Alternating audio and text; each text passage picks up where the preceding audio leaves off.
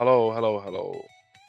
I'm gonna be trying to do something different for like this music for this video. I'm gonna just kind of talk about like how to sideboard, how to, and then I'm just gonna build a deck with ragebaiters pretty much. So if you like, I'll timestamp it. So like, want to skip to the ragebaiter bit, then go. I don't just to full disclaimer. I don't think the ragebaiter deck's gonna be like anything exciting or game breaking. It's just gonna be like a little fun project, and then it'll also just show you like some thought process that you can do. And overall, I just kind of want to talk about sideboarding because it's kind of something that's like a lot of people struggle with at times, and I think having just a video like talking about that alone kind of just useful. So this is like a deck that I would take to an RTN. Probably chances I might take it to my RTNs like next week. So I'll just take this list there unless something randomly comes over me in the night. I change my mind. But I have like a talent shell lobby open here because this is kind of like how I sideboard a lot of the time.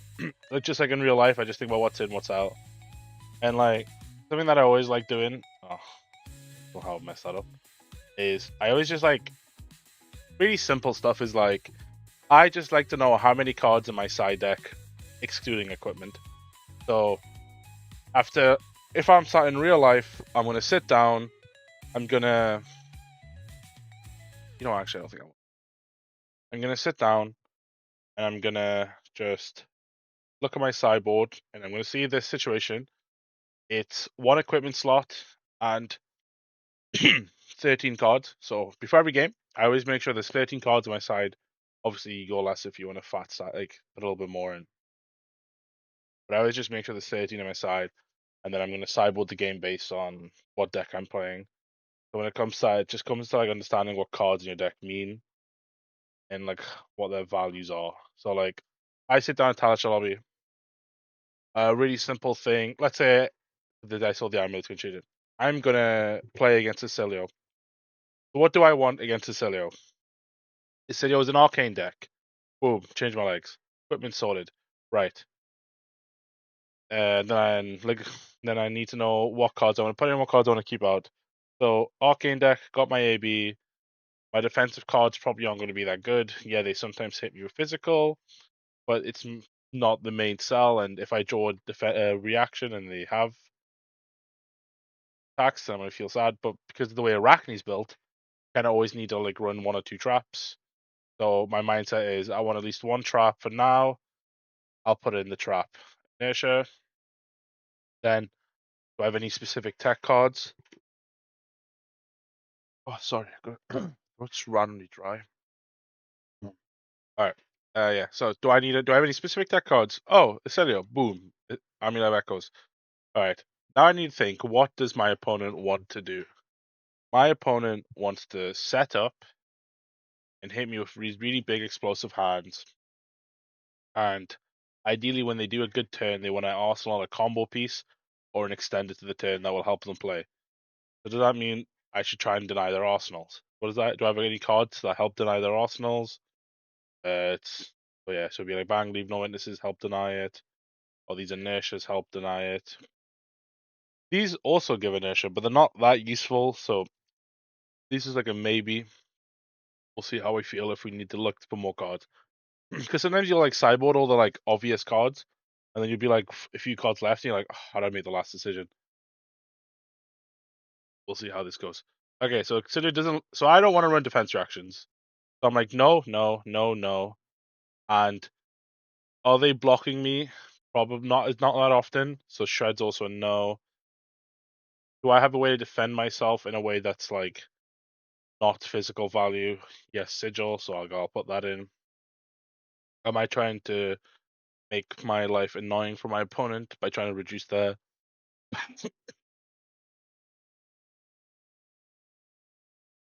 game plan? Yeah. So I'll add in the cards to disrupt. Okay. Do I have any more? Yeah, I've got these. Put these in. Right. Do I need to always kind of play my hand? Because if they hit me from like an axis, I can't interact. I kind of need extenders. So they're extenders. I'll put these in. Then the rest of the deck is kind of like unsure. Like this is fine, but I don't really want to be spending I hold 10 to put in my arsenal. Then it's a good codex target, but do I really want a codex skill value or do I want a codex disruption? Probably want a codex disruption, so I don't want to put this in. So I'm actually going to fit in this trap because it's gives me some extra leeway because this Army of Echoes is going to slow down the game. And then having this extra leeway helps me like have like my helmet a bit more, or if I just naturally draw this and then we're playing like a slower game because I've got amulet, then this card gets more value. And the assassin tag means I can just discard it. That's always good. Then there's nothing else that's really left that's like a good value extender, like except this. So it's the final card. Like if I was like Sideboard in real life, I would probably get to like if I was just doing this with just pure knowledge, I'd be like, all right, I've got my 58 cards, and I mean the last two, and I'd be like, so I'd be looking at like just a pile of D reacts, E strikes, poppers in this shred.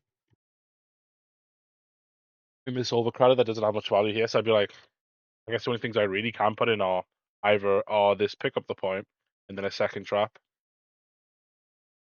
So I'm like, yeah, get that. So yeah, I'll do this again now for like a different type of deck. So I wonder if that was the same as my. But then like next say I'm playing now against an aggro physical deck. Right, I mean it's an aggro physical deck.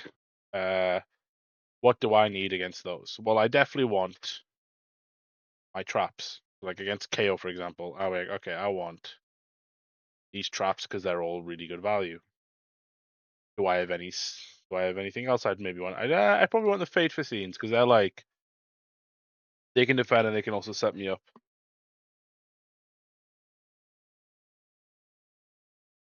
Do I want to be disruptive to this KO? God, I have a really bad cough. I'm sorry if I go quiet every now. Mark of the Black Widow. And then it's like, what else do I need for this type of matchup? Am I trying to deny them value? Am I racing a bit?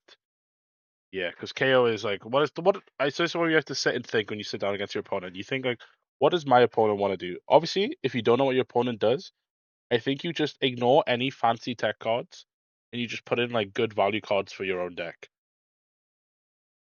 So actually, I might just do that now. So like, if I was playing against a deck, let's say I sat down and I was playing against a deck I've never seen before. I don't know what it had really does, so I'm like, I guess I need to like, I'll put in this one trap. I'll put in these cards because they like help extend my game plan. I'll probably put in some more traps because I'm a bit unsure. Then I guess I'll put these cards in because they're like assassin filler cards. They're not too bad. Like,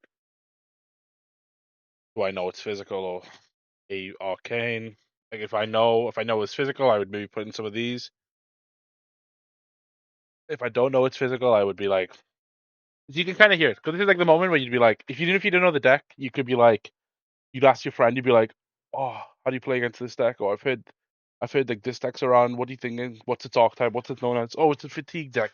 Okay, fatigue deck. I should put in my anti-fatigue tools. And you just put stuff like this in. And it's like, oh, it's an aggro deck. You're like, oh, an aggro deck. I should put my defensive cards in. So it's kind of like, and then you'll get to this point. You're like, I need two more cards. What do I choose? Well, a fatigue. I could choose like one of these, and then you're like, okay, I just need to make sure I have like 13 in my sideboard. I think this is just me pretending like we're in real life. Like I need, and then you just like, you'll just go, I'll put these two in, and then it should be fine. Like this is obviously isn't going to be like optimal, but it's like good enough. And it's just like, I don't even know if this is going to be even useful to be honest, but let's just keep rambling, I guess. Back to KO. So KO, sorry. I want the traps because all these traps are really good. KO makes a might, so this is always online. KO usually starts his turn with go again, so this is online. If I like having him be inert so much, these also get really good because I'm just trying to deny his 5 cards. On the same premise of denying his 5 cards, I'll put these in. And I'll be like, you know what, I'll also put these in because these cards also block well. If I'm trying to slow down, if I'm trying to reduce my opponent's ceiling, and I'm trying to do like really value cards, just trying to make them like interact with me, these are all ways of just interacting with our opponent that we have access to in our side deck. Then, if we're trying to slow down the game, that means we're happy to block. Then we should also just put in some extra D-reacts. And then we also need to play the game ourselves, so we should focus on putting in some progression cards, like some aggressive cards, so like 2 of each for now. And then Kayo has a lot of tempo cards, so we'll put in the shred. And Kayo makes a lot of. Then we're like, okay, we need one more card here. I could put in a sigil. I could put in a to the point, a scar. Oh wait, Kayo also makes tokens. This is kind of always like a block-free blue. And if I'm like delaying the game, I kind of want to be using a weapon quite consistently, or I want to be happy to block. So, no, I could put this in, and then sometimes they'll block more than 3, and that's really good. And then you have just like the solid looking. It's just like I've just done the sideboard for KO, right? And then like if I click it, kind of just actually is different. That's kind of funny, but I think it's because like if I've leaned from having no scars and more to the point, unless and I've just went more on a like full defense plan.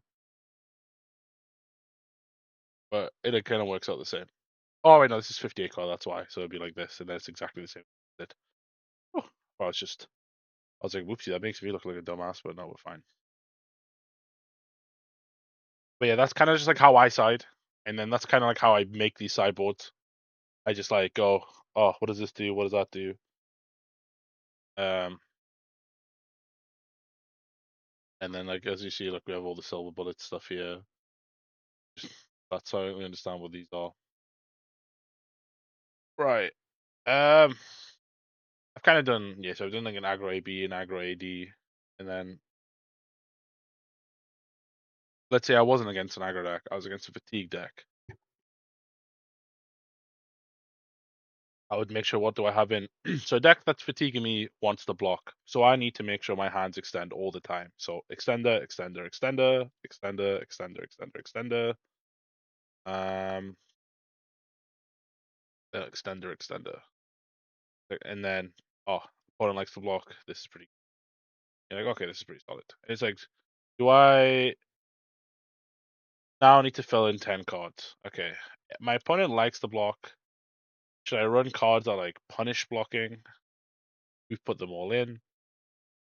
So I want to play like high valued cards because if they're blocking so much, I mean they're not hitting me as much. So Death Touch is pretty good there. My hero is designed in a way where I want at least one trap if I roll 6, so I'll put one in. And then now I'm like looking at 8 more cards. That needs to fill in the last slot. So is E Strike a good value numbers card? No, so we'll skip. Is Amulet useful against the guy? No, so we'll skip. Fate Facine could be useful depending on what type of deck they are, because if it's like a Guardian Fatigue deck, they sometimes hit you. You could maybe think about I could run 2 Fate Facine. It'll help me block like a hammer that maybe buys me a turn, or like blocks my opponent attacking me. And then you've got like 6 cards, and you're just like, well, this doesn't do anything except heal, so it's probably not worth much. Like the traps are like assassin tags, so you can discard them to form, so like they're semi-interesting. But if I'm going to put something like this in, I'd rather prioritize like these first. And then at this point, I'm like 59 cards, and I'm just like, well, if I've got these in, I could like think about maybe running the extra blue if it's needed. If I don't feel like it's needed, I'd run this. And then, for example, against Peladies specifically, I sometimes run these Luck Tufts because they have a lot of clash mechanics. And this card is like good enough numbers to run. And if they clash and you reveal this and you win the clash, you could get like a big lead. So just like a little thing for you there. I think the Cyber for Please is a little different than what I've done because this is just like a arm against a generic Feig deck. Like this could also work against Victor, etc. Then the Pallades one is kind of similar, but I just didn't have the Fate for scene where it could just probably be interesting because if the way Pallades specifically works is they like to hammer you every turn. You could just run this 6 well, and I've decided then yeah, like I have the extra blue, and then it's like, oh, we have all the things that kind of help handle that pressure of trying to like fatigue.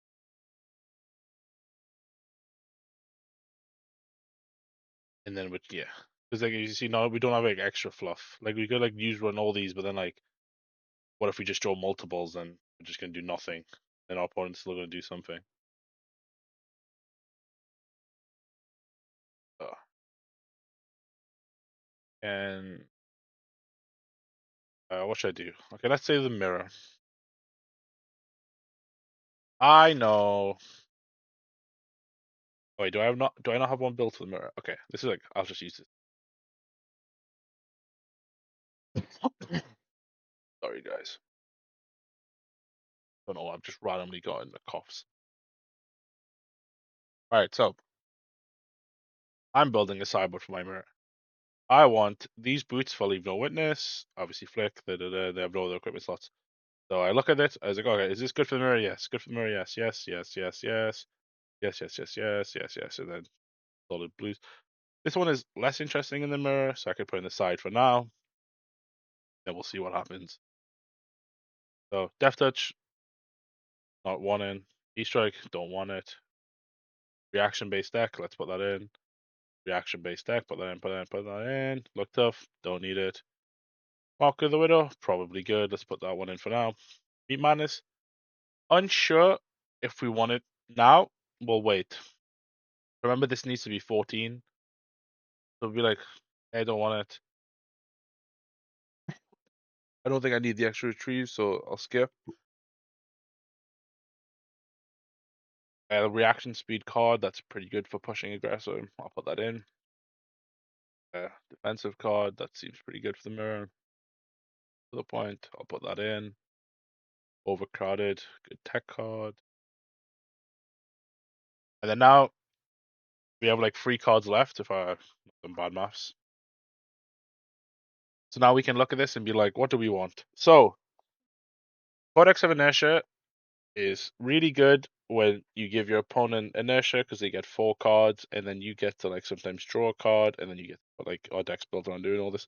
But if we're playing a mirror, our opponent's probably also well designed for inertia, so the card effect of making them swap one probably won't be as impactful.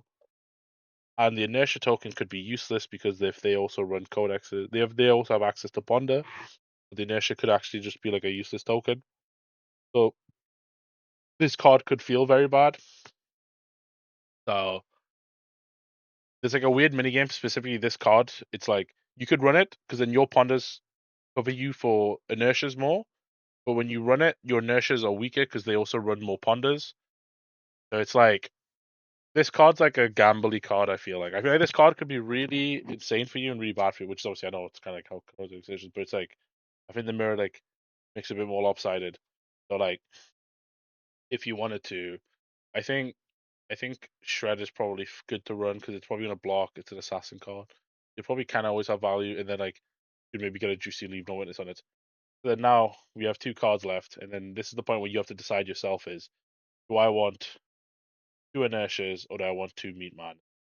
Because this card will, on average, have a better floor, and then the ceiling of this card can be quite good as well. And then this one is like, if you inert them and they don't have a ponder, very good. And if you inert them and you do have a ponder, it gets worse. And then if you've not been able to draw, it gets bad. And if you're ponder, etc., like it could take ages. And then you could also just run a sigil because assassin has like arsenal hate. So if you're playing against someone that's you think they have like CNCs, then you could run sigil, and then you can use your sigil to dodge the CNCs. So like sigil, I'm sorry, like sigil is good, meat madness is good, and codex is all good for like these different reasons. Then this is where like knowing your opponent's deck or play style or understanding of like the matchups would make the difference. Uh, I'll just I'll just do this one, but like I don't know if which one's actually correct at all times. Maybe because we're actually defensive, could be. But if I like some of these decks, I could put that in. it could just be like a going first, going second thing. I actually can't tell if I've said anything useful. So I was a bit worried about making this video. I was like, I don't know if anything I'm saying is like showing you anything. I'm just showing you how I sideboard and like what my brain goes through whenever I'm sideboarding. All right.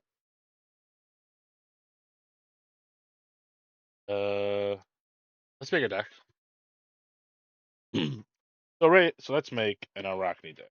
What should we do? First of all, call this ragebaiters because we're making a ragebaiter deck. Mask, tunic, two stalkers. About black tech inside.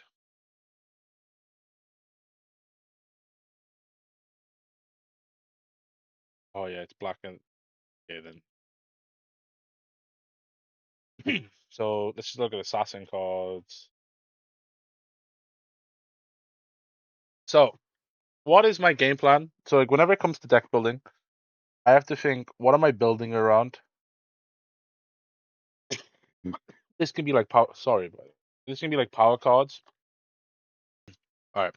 Yeah. So when you're building a deck, you have to build either like around cards, equipment, or like an idea. This one we're doing equipment. So I'm gonna build my deck around Rage Baiters. So what do I want from my Rage Baiters? I want it to have a decent amount of blues so I can pitch into it. I want my cards to kind of mark on their own if they can, so I don't have to pay for it. Then my non-marking cards can then get value. I mean, the best way to play this deck is in a way where you have like 1 to 2 graphenes. You just keep cycling the graphene mark with the Chelicera, and then you have like 1 to 0 claves. So there was like a build of this before the ban list where you would just like max out all weavers. You would just go graphene. Your weapons would be one mark. You would just be double mark of the huntsman, and that's like how you would play the game. I'm unsure that's better now, but what we want to be doing is, I think we want to run graphene related cards. Anyway, sorry, not this card. That was awful.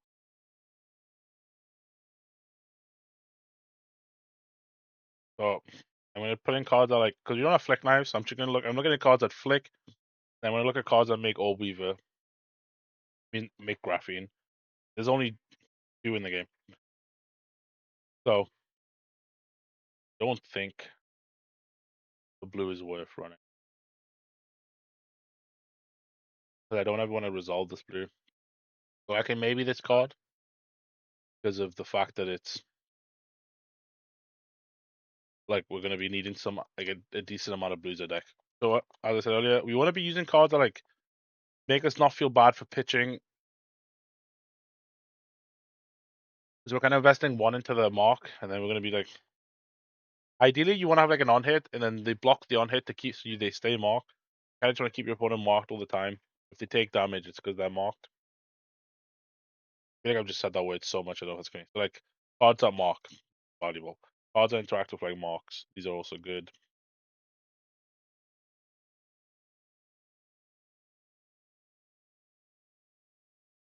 So it's Speedway.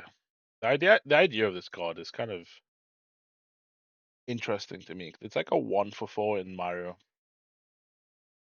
but I don't know if we want that. Yeah, obviously we'll put this in. Wow. And some of these generics are also okay. And even like this could be interesting. Alright. So our opponent's always gonna be marked, this will be good. A bit too bad. This makes sense in theory, but it's just 1 for 3 in it. I don't think we can play 1 for.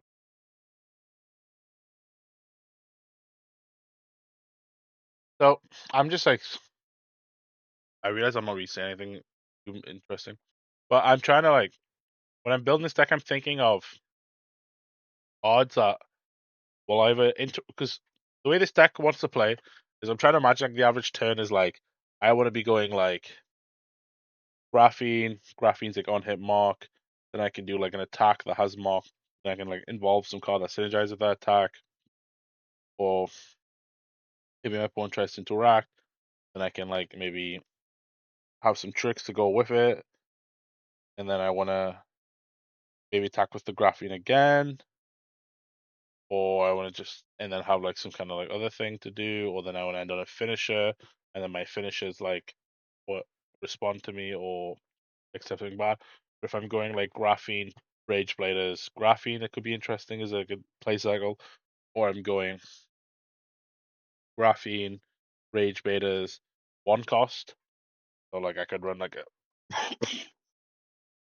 like a sensor, and then like if I'm using my weapon every turn, some of these dagger cards are a bit more interesting. And then this also marks like this interesting card, but like it removes the mark. And if I'm trying to keep my opponent constantly marked, like these are bad. Like this weirdly has like okay play patterns in theory because I am like wanting to kind of pitch every turn, but we'll think about it later.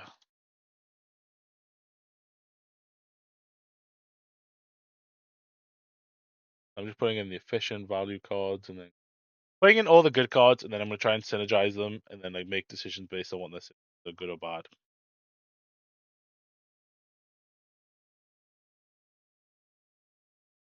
And then I'm gonna play like maybe I'll do like a quick test hand or two, see how it looks. So we've got some like cards that interact in a way with our deck.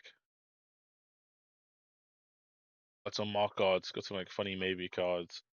We need to get some resource cards. And any of the and then also if we're doing a lot of mark gaming, let's put in everyone's favorite card.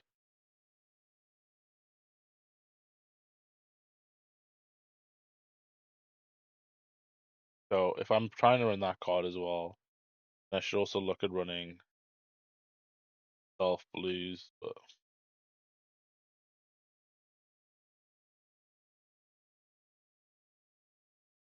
oh, don't. Oh wait, before I start doing this, let's just not lie to ourselves. Where is it? We go to. Sometimes I do this by the way in decks, where I just go. I need to see what cards are rares or like majestics, because usually they're like powerful. So like, this is obviously a good card. This isn't anymore. This is obviously a good card. This is a good card. This could be a tech card. This is a good card. I love this card, so I'll put this here. I don't know if it should be here. Is this worth running? So if it gets the base abilities. If it kept all, but if it copied all abilities, it could have been cool because I could have went like if I gave it the Rage Blader text, then this would also have the text. Fortunately, that's not the case. This card is more interesting than other builds because the cost of it isn't as annoying as it usually is because we're going to be pitching blues. And then yeah, let's just put in our majestic card. Can't run these, can't run these, can't run these. We could run this because then we could do like pitch. We do like a pitch attack and then rage bait on the attack. Then we could end on the surgical. And then only most broken card in my deck. On my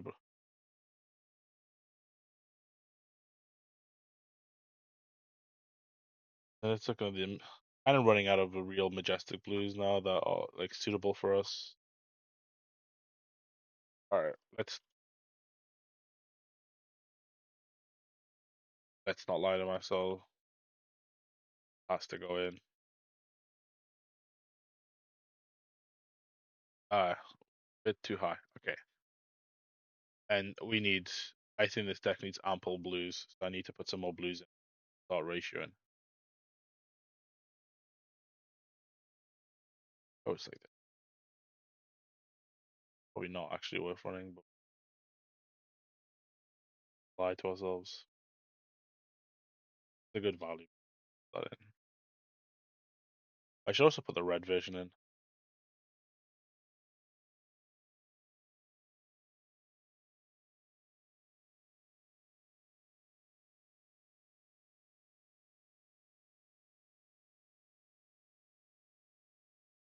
This is kind of like this. Not everyone deck builds the same. It's kind of like how I like doing it. It might be a little bit messy. The red in. Okay, so 100 cards. You know what? So we're probably not running. Cut you down. You're definitely just a maybe card. Let's not lie to ourselves. You're like an interesting tech card, but we'll leave you for later. Don't know if you probably shouldn't be here, but I'll keep two of you. My bias is showing. You're probably too cute, especially if we're thinking of maybe running Mantle. Same with you, but you're also probably just too cute, unfortunately. The idea of you makes more sense because of how the deck's kind of getting designed. You're probably not good enough. 1, 2, 3, 4, 5, 6, 7. 21 blues, 6 yellows, up to 8. That means we have like 29 resource cards. Kind of want to pitch a turn. Kind of makes sense, and then we can use Tunic to offload it. So like ratioing of resource cards now makes a bit more sense. But now we need to decide what we actually want. So Whittle we want to keep because we're trying to make these graphenes. And we kind of want to make 2 or 1, but I don't know. So we'll just keep these for now. Maybe I don't need 3 of this. Up 6. The retrieve part is actually useless because of how we're going to be playing. Don't have that many or any flicks alike.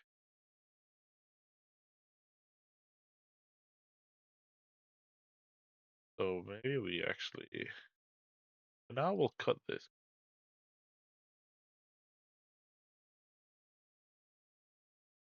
So we keep the toxins strong. The stains we have to keep because we have stealth attacks. Not gonna cut this card's broken. This is only staying if I'm playing 1 clave, 1 huntsman. Am I ever trying to do that over the double setup? I'll say yes for now, so we'll keep them. And then now it's just which of these cards do I want, and then do I want to run all of them? This is probably not a free of, like a 1 or 2 of. I think you're a free of. I think you're a free of.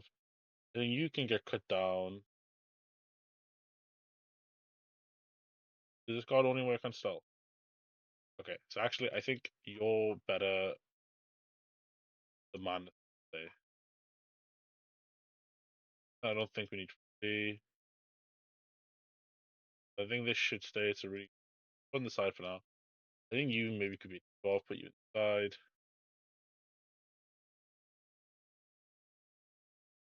And you probably should be a 2 of.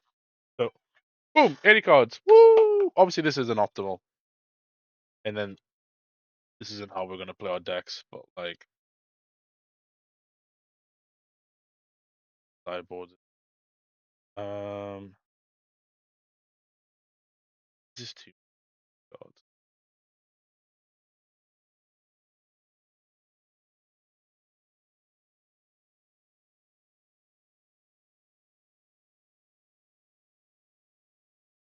Ah,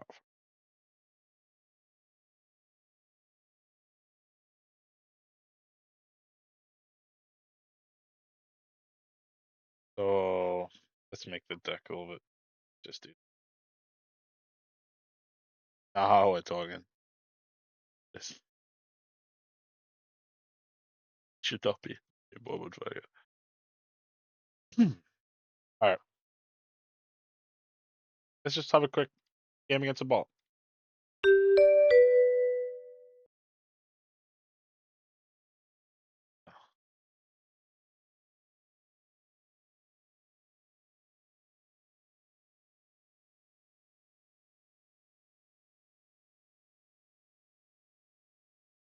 I don't want to run for those.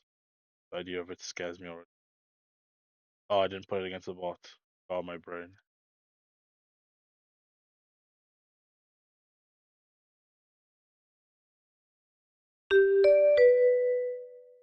So, and then we need one drop for testing. All right, fine. So we need to break this. So we're gonna attack with this.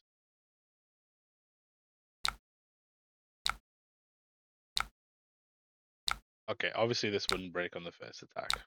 Like,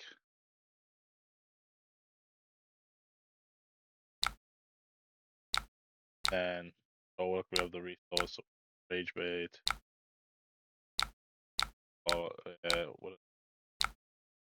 and then bang, we can attack again. I think the hardest thing this deck might have is getting the first mark. Obviously against the bot, it's gonna look way easier. But yeah, all right. And good. Fine. We don't need 2 blues.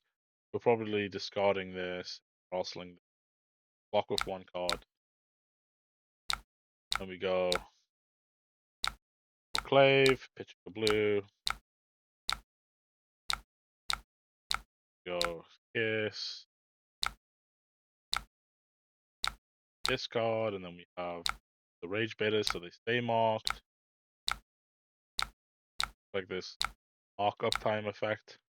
Whereas I don't have many 1-cost payoffs, which I mentioned earlier could be useful. That's kind of a skill. And then, okay, our opponents, we draw a hand that works really well if we have a weapon, so we accept that we should probably invest in a weapon. Bang. God. Back. Use the tunic.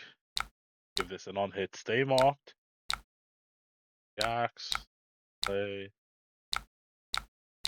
Oh, and then Old Weaver. Black Widow. Well, I guess this depends, right? So if our opponent blocked, I would do this to keep them marked. If they didn't block, then I would do the Black Widow to force interaction. We also have legs as a get out of jail free card 1 time if we need to.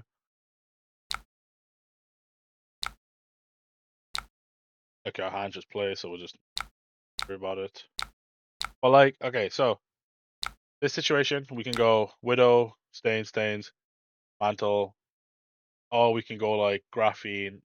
We can go like, yeah, actually, because we could do this. We could attack and then give this on hit attack and then end the turn marked. Kind of the same as a Clave, but looks different, I guess. Or it does more damage. But we're just gonna play all our cards. Oh, we can even just do this to keep them marked.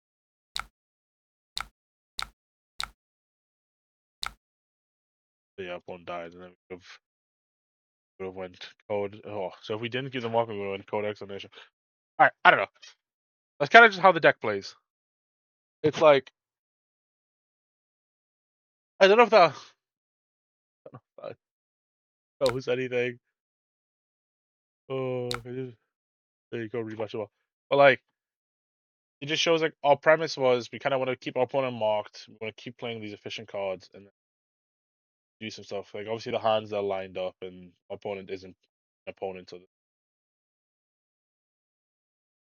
that's kind of just like how I wanted to imagining the deck, where we want to be doing like we're either going to do like attack, rage baiters, maybe attack, and then like clave, and then or we're gonna do like weapon, or we're gonna do like graphene, pay, then have like something the 1 costs 1, or like we can do like a 0 cost turn, and then the tunic plays with the rage baiters, stand our hands in like different ways, and just like that's just a quick example of like when I'm building a deck, what I do little quick practice, does a run, and then I would like update it like after every game, fix what I think was missing, and ideally you do this against like real opponents so you can get like more data than just if you like just gold fishing is useful to like just to know the deck works. So like I can see like these hands kind of work, and this deck could play a game, and then the testing would then make it is it a deck I want to invest time into, or is it worth playing to in a meta? And I think I'm just gonna I'm just gonna stop here. This was like an experiment video. I don't know. This was kind of like I'm trying to teach you what goes through my head, what I'm trying to think about when I'm like building and sideboarding, and it's I'm unsure how educational or if we've even learned anything, or if it's just been the ramblings of some ADHD kid going crazy. And then I'm gonna try and do like some other like educational views. I'm trying always to do like the same like gameplay. And I'm also gonna try and do like I recorded some videos of like other matchups and other decks, but like I never really uploaded them. And it's on right now. It's like woohoo assassin, woohoo Arakni. But maybe I'll do some Sage content as well. If anyone's like happy with that, or if you've watched this part and you're interested in some other decks or you're interested in some Sage stuff, please leave a comment. I'm happy to like chat, do some stuff. I've been doing a lot of Kayo testing for like other people. I had like some Kayo videos recorded and I didn't upload them, and then I kind of just like forgot about it. But if people would like to see stuff like that, because when I do like I don't always just play Arachne. So like when I help my friends and stuff prepare for events, I usually like playing like multiple decks, and it also keeps me like well educated on what them decks are doing and how when I go to the because I obviously right now I'm be playing a lot of Arachne. When I play other decks for other people to test, when I come to sideboard my own deck, I understand how the deck functions. I know how to like make my silver bullets feel more annoying and how to make my game plan feel better. Because one of like my own TCG rules that I like following is I always do the type of turn that annoys my opponent the most. Kind of how I fell onto assassin stuff right now, or like really big brained aggro decks, or like combo decks. All right, we're rambling.